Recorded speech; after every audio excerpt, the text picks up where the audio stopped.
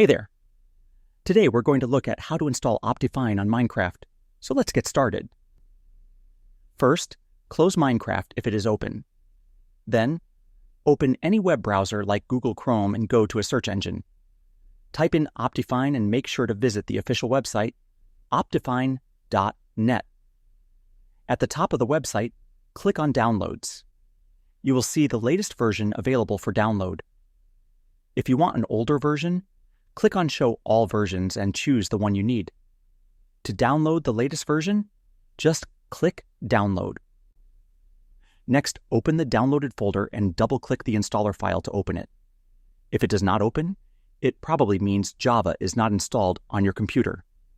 In that case, search for Java online or go to java.com and download Java. After installing Java, try opening the OptiFine file again and then click on Install. And that wraps it up. Appreciate you watching. See you in the next one.